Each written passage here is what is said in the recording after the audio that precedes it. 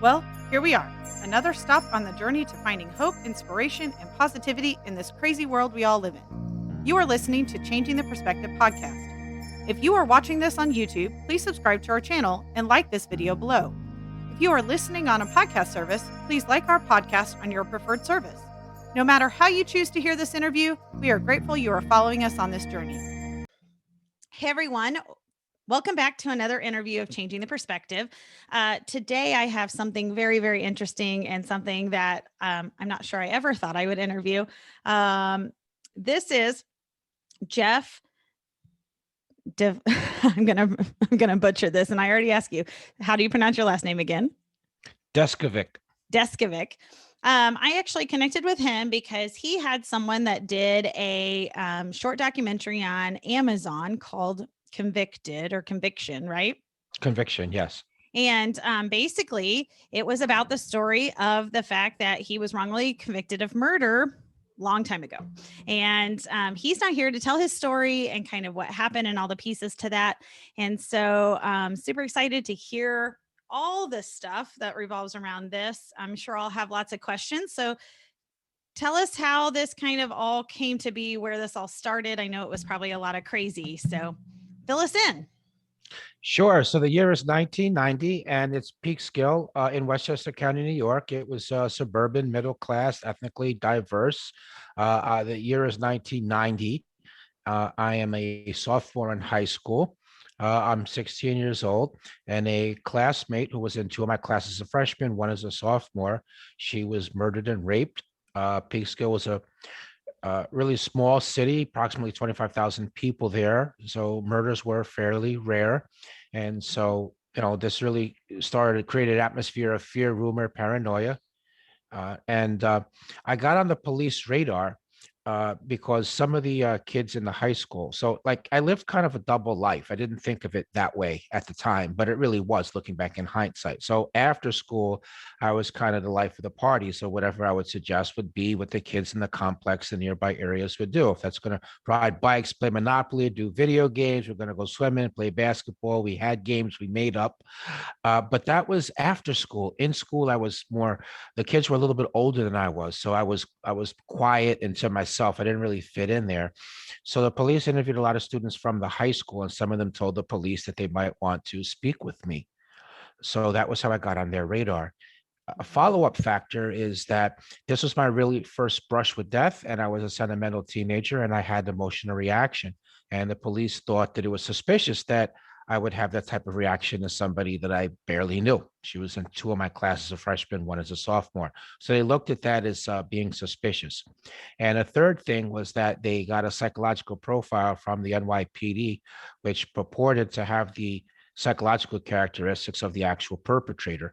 And I had the misfortune of matching that profile. So for about 6 weeks, the police played this cat and mouse game with me, in which half the time they would speak to me as if I was a suspect, and the other half the time they would pretend like they needed my help to solve the crime. They would say things like, the kids won't talk freely around us, but they will around you. Let us know if you hear anything. Stop in from time to time. They would ask me opinion questions and congratulate me that my opinions were correct. Prior to being a teenager, the career that I wanted to have when I grew up was I wanted to be a police officer. And so this unexpected early opportunity to do this quasi police work along with my age, 16, was how they were able to pull the wool over my eyes. Came from a single parent household. My father was never involved in my life in any capacity, and that intersected with the good cop, bad cop technique, in which one officer was more aggressive, the other one pretended to be like my friend. And so I began to look up to him as a father figure. So eventually they got me to agree to take a lie detector test. They told me there was some new information in the file and they wanted to share that with me, and that would allow me to be more helpful to them. They just wanted me to take and pass a polygraph. So the next day, rather than report to the school, I instead went to the police station for the test, where I had heard through the rumor mill that other people had been polygraphed. But instead, they drove me to the town of Brewster, which was in Putnam County. So they drove me 40 minutes away by car across county lines. So that meant I couldn't leave on my own. I didn't know where I was. I didn't have any money. I didn't have an attorney present. I wasn't given anything to eat the whole time I was there. They gave me a brochure which explained how the polygraph worked, but it had a lot of big words in it, which I didn't understand. But then I thought, well, I'm here, there to help the police. So what does it matter? Let's just get on with it. From there, they put me in a small room. And the polygraphist, by the way, was a Putnam County Sheriff's investigator. He was dressed like a civilian. He never identified himself as law enforcement. He never read me my rights. So he gave me countless cups of coffee in order to get me nervous. And then he wired me up to this machine. And then he launched into his third degree tactics. So he invaded my personal space. He raised his voice at me. He kept asking me the same questions over and over again. And, each hour that passed, my fear increased in proportion to the time. So he kept that up for 6.5 to 7 hours. Towards the end, he said, "What do you mean you didn't do it? You just told me through the test result that you did. We just want you to verbally confirm it." So that really shot my fear through the roof. And then at that point, the officer who had been pretending to be my friend, he came in the room and told me that the other officers were going to harm me, but that he'd been holding them off, but couldn't do so any longer, that I had to help myself. Then he added, "Just tell them what they want to hear. They'll stop what they're doing. You can go home afterwards." Being young, naive, frightened, 16 years old, not thinking about the long term, I was just concerned with my safety in the moment. I was in fear of my life because the fact that I didn't know where I was and no one else did either loomed quite large in my mind. And I was overwhelmed emotionally and psychologically. So I made up a story based on the information which they had given me in the course of the interrogation that day and the 6 weeks run up to it. And by the time it was all said and done, I had collapsed onto the floor into a fetal position and I was crying uncontrollably. And obviously, I was arrested. I was charged with a murder and rape. Hmm. Wow. So before I went to trial, the results of a DNA test result came in from the FBI lab, which showed that semen found in the victim didn't match me. Hmm. But in order to get around that, the prosecutor got this medical examiner to commit fraud and commit perjury. He suddenly claimed that he remembered he forgot to document medical evidence, which he said showed the victim had been promiscuous, which was a lie. So they were willing to trash her reputation in order to wrongfully convict me. So that allowed the prosecutor to argue it didn't matter that the semen didn't come from me, that she might have slept with somebody else prior to my murdering and raping her. Taking it a step further, he mentioned another youth by name that he claimed had this encounter with the victim, but he never set the proper evidentiary foundation. So he never called him as a witness. He never asked him for a sample. He just made unsupported argument to the jury. At the same time, my public defender basically didn't defend me. He never called my alibi as a witness. He never tried to discredit this medical examiner. He never explained what the DNA not matching me meant. He didn't use that to challenge the confession. Sometimes he argued the confession didn't happen. Other times he argued it happened but was coerced. At other times he argued it happened but it was false. So that type of scattershot approach had to have left him standing there with no credibility at all. Lastly, when I was interrogated, it was not videotaped or audio taped. There was no signed confession. It was just the cop's word for it. So when they came to court, they left a threat and false promise out of their testimony, and he would not allow me to take the stand. And you add it all up together, I was wrongfully convicted of a murder and rape, and I was given a 15 to life sentence. Hmm. So from there, I lost 7 appeals.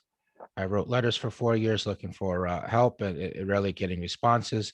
I went to the parole board where, because I maintained my innocence rather than expressing remorse and taking responsibility, I got turned down for parole. Ultimately, I was exonerated through further DNA testing through the DNA data bank, which not only exonerated me, but identified the actual perpetrator. Hmm. His DNA was in the data bank because he killed the second victim 3.5 years later after killing the victim in my case. And she had two children and was a school teacher. And so my charges were dismissed on actual innocence grounds, and he was arrested and convicted of the crime. Wow. How long did you spend in jail? I spent 16 years in prison Wow. from age 17 to 32. Wow. So through that process, you always hear everybody in jail thinks they're innocent. So Mhm. as you're going through this process of trying to prove your innocence and whatever, what kind of things were you hearing from like other inmates or, the wardens or any of those type of people?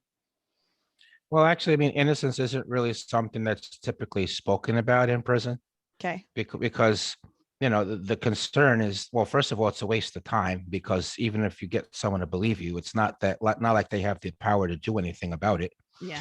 But then additionally, if you get awarded in another trial, somebody might make up a story and claim you confessed to them as their way of getting out of prison earlier. So you would not want to call attention to yourself that way.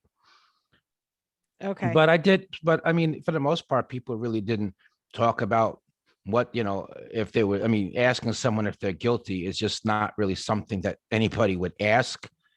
There were some people that in the course of my 16 years, said to me, look, I did what I did.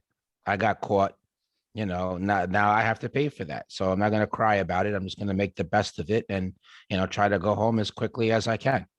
Yeah. I really could never get to that point because I knew that I didn't do anything. So in that aspect of it, I mean, doing time for something you didn't do is not really comparable to doing time for something that you did do. Right. So in that time, I assume, the age of 16, obviously your emotional state isn't fully intact anyway, let alone going through all of this stuff. So you're in jail now having to figure out how to handle teenager emotions around all of this. So how did you handle that? How did you kind of wrap your head around the reality of what was really happening around you? Sure. So, I mean, I was arrested when I was 16. I got bailed out and then I turned 17 and then I went to the trial and I lost. So I was in prison from 17 to 32. So just Okay. wanted to make the minor correction on that. Yeah. But your question is still a really good one. It's still valid. So the answer to that is, well, I mean, belief in God was one thing. Another thing was I didn't look at it like I was doing a 15 to life sentence. I thought I was just going to do a year or two until the next appeal was decided, which I was confident I was going to win because I was innocent. I used to go to the law library, so learning the law gave me a sense of comfort and empowerment. I used to collect articles about other people who were exonerated, and I used that as motivation to keep going. And I try to study like who helped them and what route is it that they took. Okay. Another thing was I tried to orient everything I did to have some kind of potential usage. If I was to regain my freedom, so I got the GED, associates. I completed a year towards the bachelor's. Then, when the funding was cut, I took vocational trades. So learned to type. I became a teacher's aide, helping other people study to get the GED. And I completed other trades. And from 1998 forward, I read 3 or 4 nonfiction books a week. I used to, I had this elaborate delusion that I engaged in when I would play basketball or chess or ping pong. I mean, I would pretend like if I was a professional player, and so was everybody else. But it wasn't really like kids fantasizing, though. This is like on a deeper level than that. This was more like a defense mechanism. So, I mean, I needed to try to get out of the prison for a couple of hours. I would listen to sports talk radio, but it's not really listening to sports talk radio. It's more like a lifeline to the outside. I would collect nature scenes and pictures. And, there was another prisoner there also who had a similar case as mine. And he was innocent also. And so we used to get together once every 6 weeks and try to keep each other going morale wise. And we would strategize about what the next move was. His name was Frank Sterling. And he was actually, to fast forward a little bit, Frank was ultimately exonerated a couple of years after me. So Hmm. we really were a couple of sure enough innocent people that were not guilty in any way, shape, form, or fashion. That's nice. Oh my gosh. Do you still talk to Frank?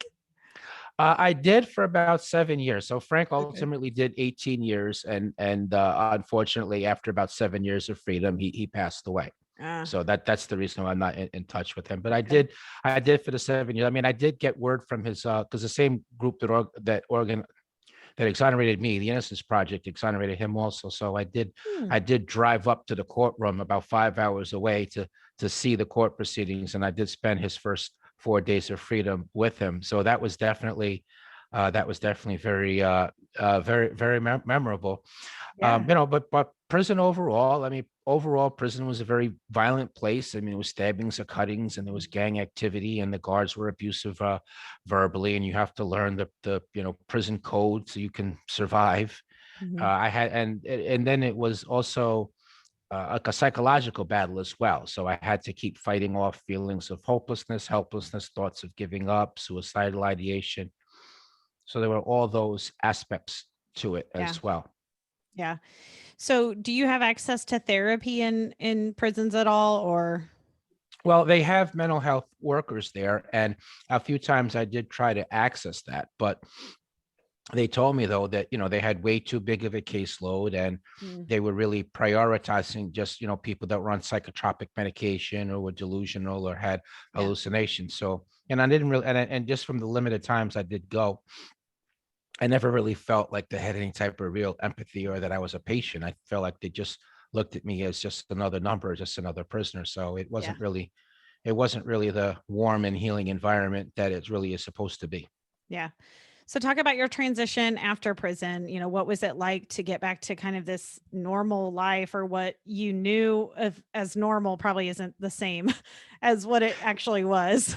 Let's start with that. It was Yeah. not normal at all, because Yeah. what was normal to me was not the same world I was going back to Mhm. 16 years later. Right. Technology was different. So GPS, cell phones, internet hadn't been created. Culture was different. Cities and towns looked different. So cumulatively, it felt like I was in an alternative universe there, that Mhm. a world that I didn't really belong in. I went to I visited mental health professionals 4 times a week for about 6 years. There Mm. was a stigma associated. I mean, I was in prison for 16 years, yes, but I was there for 16 years. So you were there wrongfully, but you were there. So Right. how much of that rubbed off on you? Is it safe to be alone someplace with you? Mm.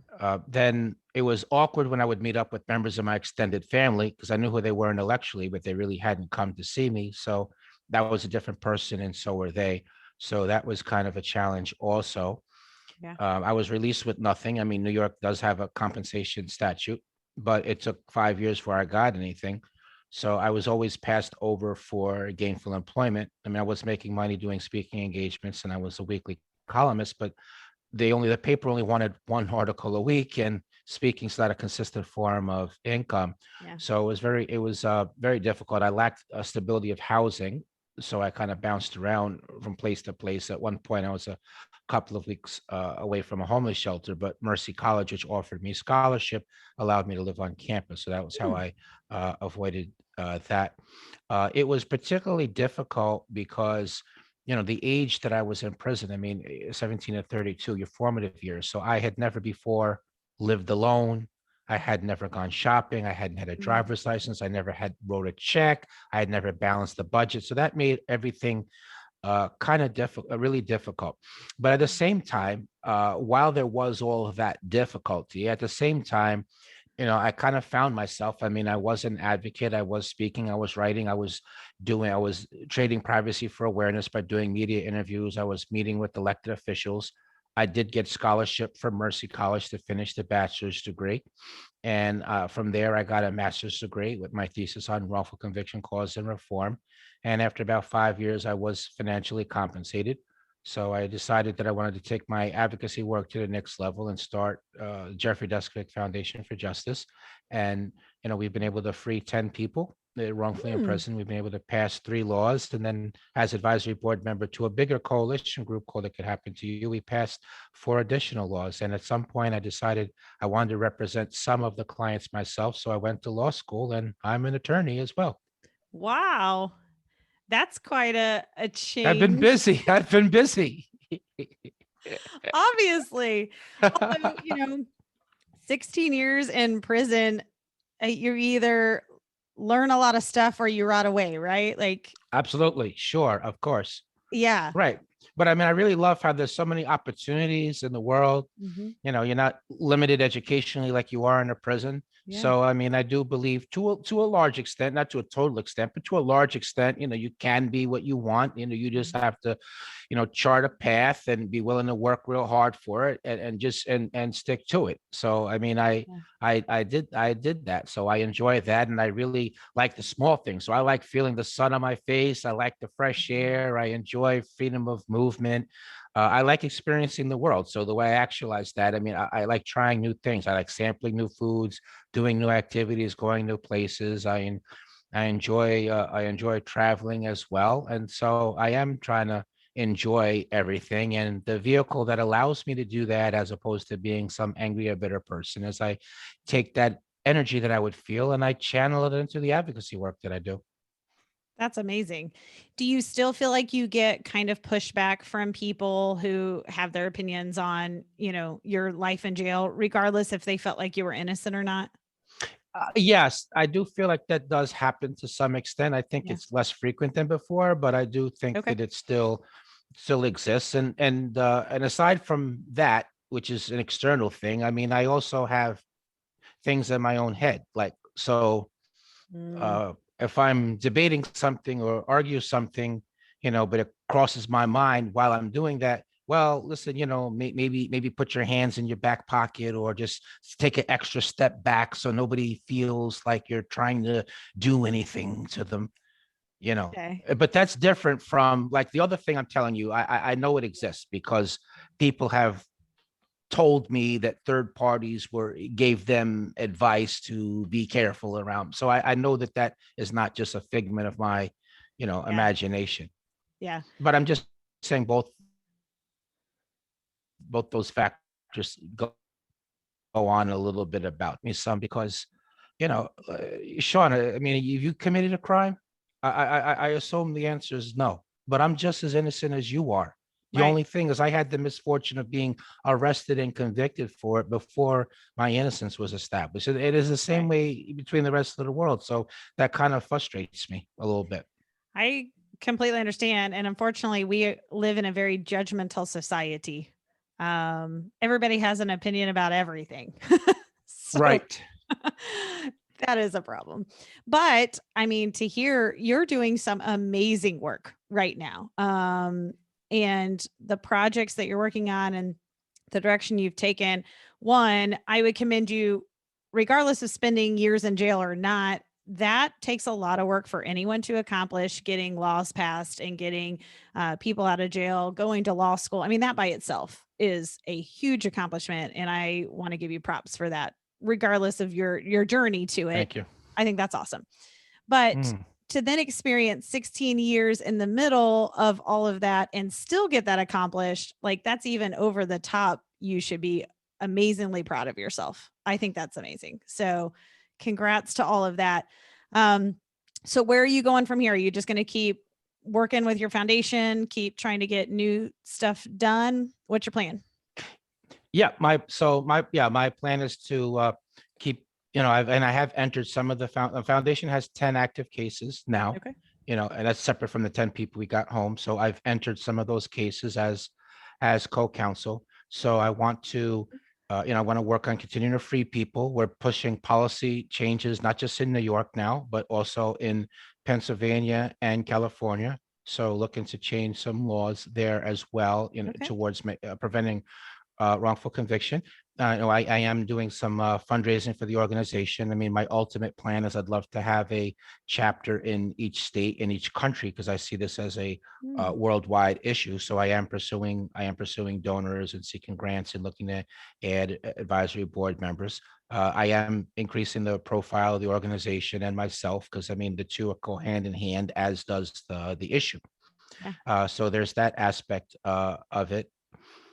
Yeah, so I mean, but beyond that, I mean, I do co-own a game. It's called Recharge Beyond the Bars Reentry Game, and it facilitates formerly incarcerated people, Ooh, regardless of guilt or innocence, with reconnecting with friends and family through a series of icebreaker questions. So I'm looking to get that out there as well. And at some point, I'd like to be a national figure. It comes to justice yeah. reform. Yeah. So So where do people find you? Sure, they can go to the website. It's www.deskovic.org. That's Deskovic. I mean, I am also on social media. I have a public figure page on Facebook. I'm on LinkedIn. I'm on Instagram as well. Okay. We do.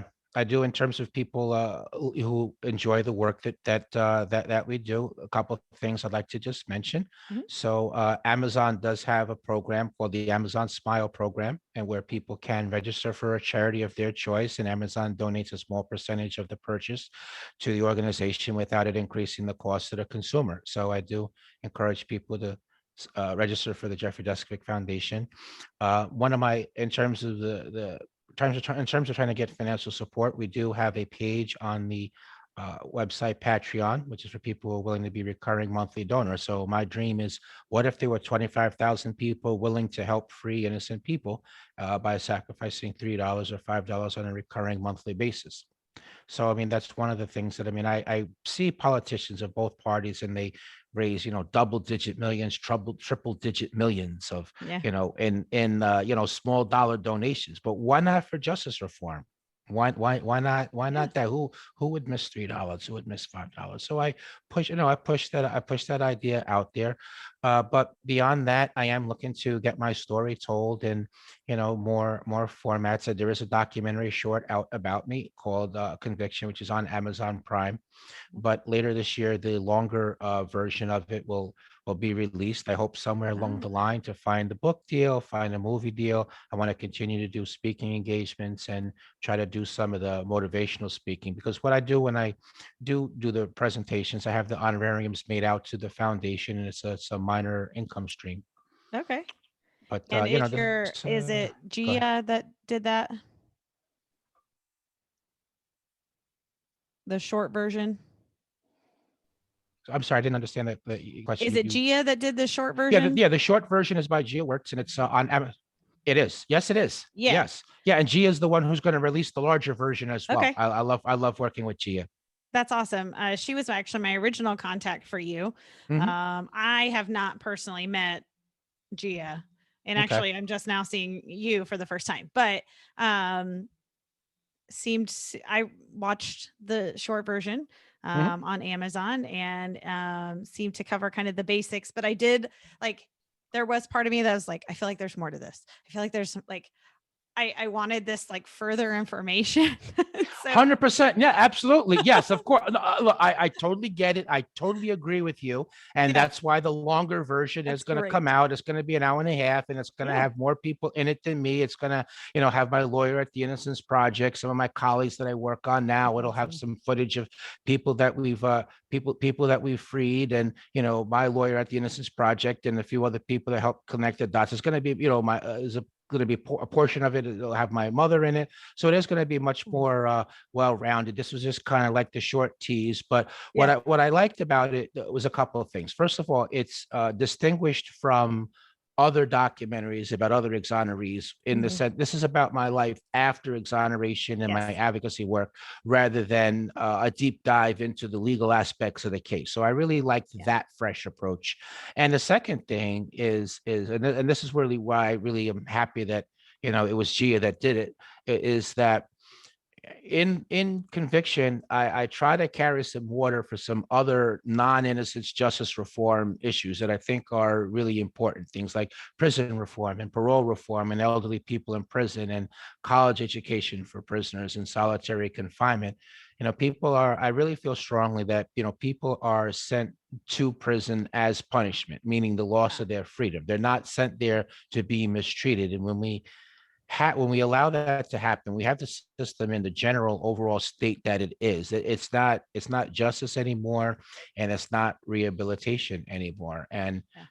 part of why I was railing against that, I mean, I'm kind of challenging us as a country to do better, in our justice reform, even above and beyond innocence. Yeah. I think that's amazing. So what advice do you have for people that are out there that are dealing with some current struggle? That's always the last question I ask all my people. Right. So I would say, firstly, I would think about people that are in a much more extreme position than what you are, whether you want to imagine someone being wrongfully imprisoned, you want to imagine somebody that has AIDS or has cancer or is, bedridden or is a paraplegic. So I found that when you look at people in worse positions, then it puts your own issue into Mm. more of a perspective and it makes it suddenly much more manageable. I would say, have a solution. I mean, figure out where you want to go, how you want to get put together like a reasonable plan and take steps, act on that along the way. Remember that the plan is just how to get to where you're going. The plan is not where you're going. So you have to be flexible enough to uh, alter the plan along the way if that's what circumstances dictate rather. uh, Never give up. There's no excuses. There might be reasons why something is harder for you. Yeah, sure. But no reasons why you can't accomplish something. You just have to want it enough. You just have to be willing to work at it enough. And I believe firmly that if you do that, then the right door will open at the right time. The right person may help you and you can get there. So I would say that. And I would also say appreciate the small things as well. Yeah, Like I said, fresh air, sunlight, freedom of movement.